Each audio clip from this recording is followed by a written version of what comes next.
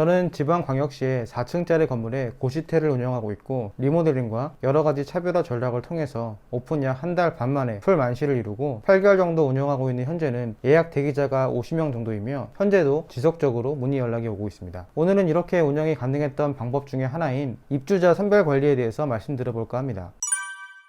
본 영상이 지루하고 답답하시지 않도록 결론을 먼저 말씀드리고 관련 상세 내용에 대해서 말씀드리겠습니다. 입주자 선별 관리는 즉 쉽게 말해서 아무나 받지 않는다는 것입니다. 이 아무나를 어떻게 분류하냐고요? 고시원의 컨셉을 한번 잡아보세요. 컨셉을 잡을 때는 주변의 환경을 잘 파악하셔야 합니다. 주변이 대학가이면 주로 대학생들이 구성된 컨셉이나 여성 전형으로 한다든지 아니면 공부하는 수험생들을 위주로 한다든지 주변에 회사가 많으면 직장인들을 위주로 한다든지 이도저도 아닌 그냥 역세권에 있으면 수험생이나 직장인들을 다 받기는 하지만 최소한 나이 연령 제한을 젊은 사람들을 위주로 한다든지에 대한 컨셉을 잡아보는 것입니다. 또 이런 계층의 분류가 아닌 흡연자는 안 받는다거나 술을 자주 먹는 사람들은 안 받는다던가 또한 대화를 나눠보고 굉장히 어두운 사람은 받지 않는다든가 하는 무언가 나만의 기준을 잡아서 그 컨셉에 맞게 입주생을 받는 것이 매우 중요하다고 생각합니다. 이렇게 해야 기존의 고시원에 있는 입주자들을 지킬 수가 있고 외부에 보여줄 때도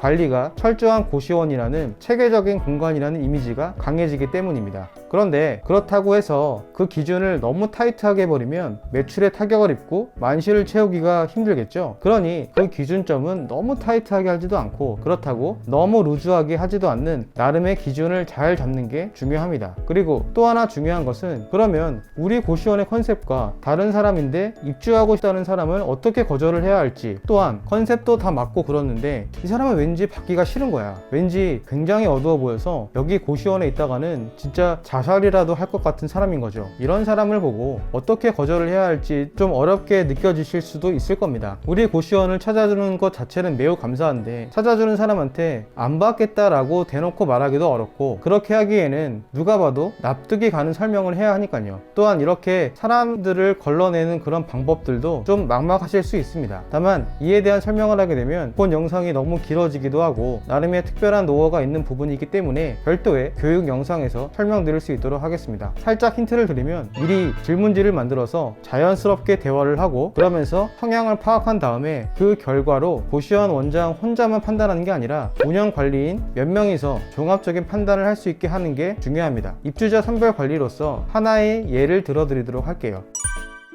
먼저 고시원의 컨셉을 잡을 때 운영 관리하기 제일 좋은 것은 공부하는 젊은 학생들로 흡연자는 안 받고 딱 봐도 진짜 착하고 말썽 안 일으킬 것 같은 사람들로 하는 게 운영하기에는 제일 좋기는 합니다. 그래서 처음부터 고시원 매물을 고를 때부터 그런 컨셉의 이미지로 하기 편한 곳을 고르는 게 제일 좋기는 한데요. 그런데 그런 곳을 구하기 여력이 안 된다라고 하시면 우선 고시원 선정을 하고 고시원 컨셉을 잡기 위해서 주변 반경 테두리 한 1.5km 범위 이내의 지역에 주로 어떤 기관과 시설이 있는지를 잘 파악하시는 게 중요합니다. 대학교가 있는지, 고시 공부하는 학원들이 있는지, 혹은 회사나 사무실들이 많은지, 아니면 체육관이라든지 운동하는 사람들이 많은지, 아무튼 주변 상권을 잘 분석을 해보세요. 보통 네이버 지도에서 반경 그리는 것이 있으니 그 기능을 활용하는 것을 추천해드립니다. 그 안에 분명 컨셉을 잡기 위한 체계가 보일 것입니다. 이런 컨셉을 잡고 입주자 선별하는 게 왜 중요하냐면 우선 진상 고객을 처음부터 걸러낼 필터를 사전에 차단하는 게 우선 제일의 목적이고요. 고시원 하면 보통 사회적 취약 계층이 온다고 생각할 수 있잖아요. 그런 분들일수록 사실 정말 뉴스에 나올 만한 그런 사고를 일으킬 확률이 높기는 합니다.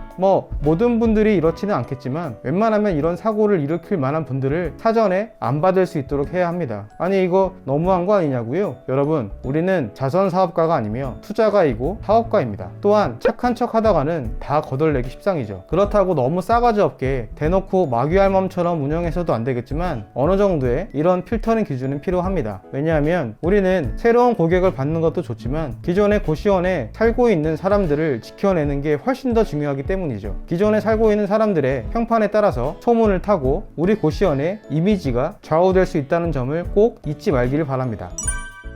그리고 흡연자는 웬만하면 안 받는 게 좋고, 입주를 받더라도 금연 서약서를 미리 작성하게끔 해서 강한 조치를 하는 게 중요하고요. 여차하면 흡연자는 방 안에서 담배를 피울 수 있고, 그러다가 화재 사고가 날 수도 있고, 그렇지 않더라도 방 안이 온갖 니코틴 냄새로 쪄들 수 있기 때문이죠. 그리고 방 안에서 담배를 피우는지 안 피우는지 따로 검사를 할 수 없기 때문에 사실 잡아내기가 상당히 어렵기는 합니다. 그래서 사전에 차단을 해놓는 거죠. 고시원을 운영하게 되면 정말 별의별 민원이 들어오게 되고, 별것도 아닌 것 가지고 왈가왈부하는 사람들도 있고, 여러 가지의 유형들이 사람들의 존재합니다. 물론 고시원의 시설이 부족하고 문제가 있어서 그러는 경우도 있겠지만, 은근 예민한 사람들이 많아서 아무리 호텔처럼 잘 해놓는다고 하더라도 여러 불만이 나오는 경우가 종종 있습니다. 이러한 일을 사전에 방지해서 민원도 덜 받고 내 손이 덜 가게끔 해서 하는 체계를 만들어 놓으면 고시원의 이미지도 좋아지고 관리도 잘 되고, 또한 스트레스도 덜 받게 됩니다.